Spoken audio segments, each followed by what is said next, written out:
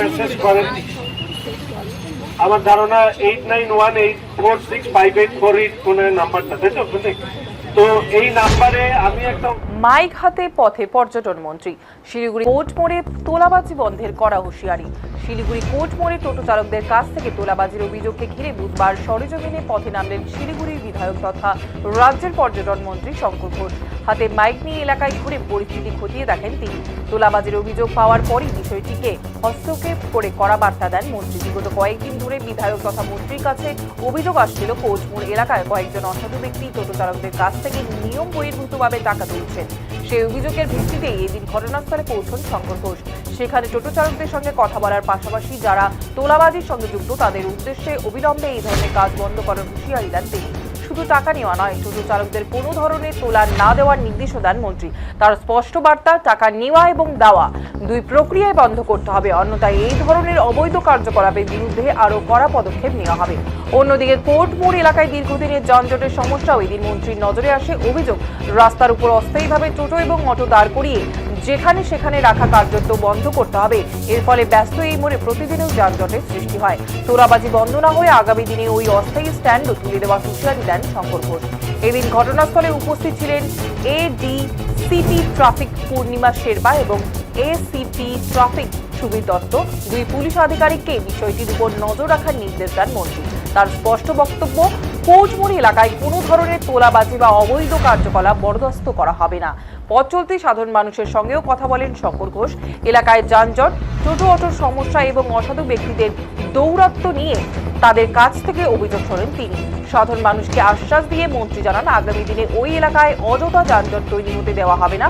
পাশাপাশি কোনো ধরনের অবৈধ কার্যকলাপ কিংবা অসাধু ব্যক্তিদের আনাগোনাও বরদাস্ত করা হবে না বলে কড়া হুঁশিয়ারি দেন তিনি। ফলে এরকম যদি যদি আমার কাছে এই ধরনের অভিযোগ আসে, তাহলে আমাকে বাধ্য হতে হবে পদক্ষেপ নেওয়ার জন্য। আমি ইতিমধ্যে শিলিগুড়ি পুলিশ কমিশনারের ট্রাফিকের সহযোগিতা চেয়েছি। তারা আপনাদের সাথে বারংবার মিটিং করেছেন। শহরকে বাঁচিয়ে রাখুন, নিজেরাও বেঁচে থাকুন। এমন কাজ করবেন না যে কাজে শহরের অসুবিধে হয়। তোলাবাজরা নতুন করে আবার মাথে তুলে দাঁড়াক, আমি এটা চাই না। আমি আগেই বলেছি যে এক ব্যক্তির একাধিক টোটো রাখতে দেওয়া হবে না। সেই সমস্ত কাজ আমরা করছি, ধাপে ধাপে আমরা সেগুলো ইমপ্লিমেন্ট করব। এবং আরেকবার আমি অনুরোধ করছি, আমি পূর্ণিমা ম্যামকে অনুরোধ করব, আমি সুবীরবাবুকে অনুরোধ করব যে আপনারা এই বিষয়ের উপরে খেয়াল রাখবেন। কোনো টোটো চালকের কাছ থেকে কেউ চালানা পয়সা তুলতে পারবে না, কেননা আমরা কোনো ধরনের ইউনিয়ন বা সিন্ডিকেট এখানে কাউকে করার কোনো অনুমতি আমার দল বা আমার সরকার দেয়নি। ফলে এই বিষয়ে সতর্ক থাকবেন। আজকের মধ্যে দিয়ে আমি শিলিগুড়ি এবং সংলগ্ন এলাকায় আমি বলে রাখছি যে এই ধরনের কাজ করবেন না, সরকারকে সহযোগিতা করুন। গরিব মানুষ তাদের কর্মসংস্থানের জন্য টোটো চালান, কিন্তু টোটো চালানোর ক্ষেত্রে আমরা টোটো চালকদের পরামর্শ নিয়েই কিছু মুখস্থ না। আমি তো ওনার নাম্বার চাই না, আমার নাম্বার ব্লক হয় না, অনেক নাম্বার হয়তো এত। দেখুন, এইটা আমার কাছে আমাদের যে হেল্পলাইন নাম্বার আছে সেখানে এসেছিল। কারো এখানে তো ক্ষমতার প্রদর্শন করতে আমি আসিনি, আমি শুধু ক্ষমতার পরিধির মাঝখানে দাঁড়িয়ে অনুরোধ করতে এসেছি।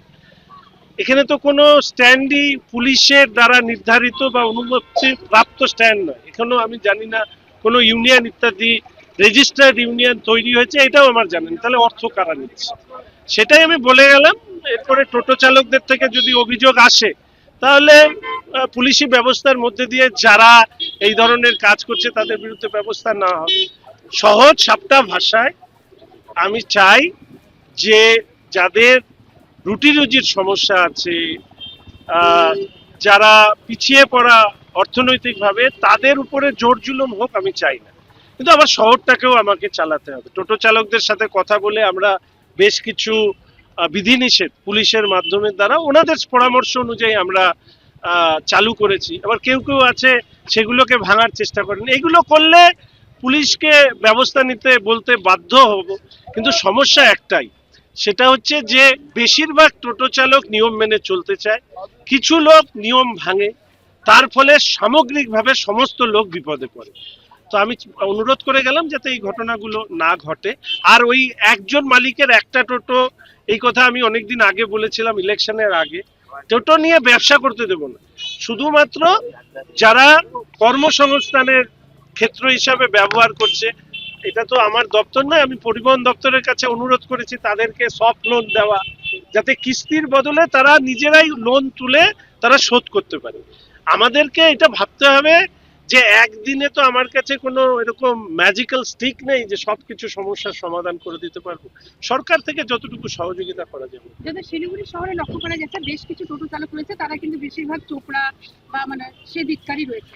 আমাদের মানে আমি এখানকার না, শিলিগুড়ির না। এগুলোর আইডেন্টিফিকেশন করা, আসল কথা দেশের আর্থসামাজিক পরিস্থিতি, আমাদের রাজ্যের অর্থনৈতিক পরিস্থিতি সবটা আমাকে মাথায় রাখতে হয়। এবার ধরুন আমাদের এখানকারও কেউ অন্য জায়গায় গিয়ে কাজ করে, ফলে স্থানীয় হতেই হবে এটা আমার লক্ষ্য নয়।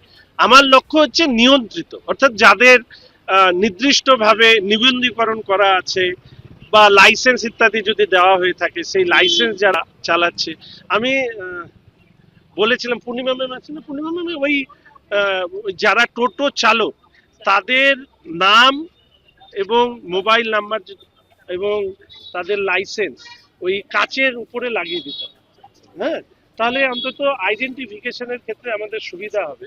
কারণ অনেক সময় সেদিন আমাকে একজন হেডমিস্ট্রেস বললেন যে বাচ্চাদেরকে তুলে নিয়ে চলে যাওয়ার চেষ্টা করছে।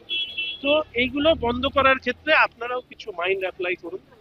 কাউকে ভয় দেখানো নয়, কিন্তু সিস্টেমটাকে স্ট্রিমলাইন করার জন্য আমি আপনাদেরকে অনুরোধ করবো। তো এইভাবে চেষ্টা করছি, দেখা যাক কি করা যায়। এরকম যদি আমার এখন লাইভ করে এতটার সময় আমি লাইভে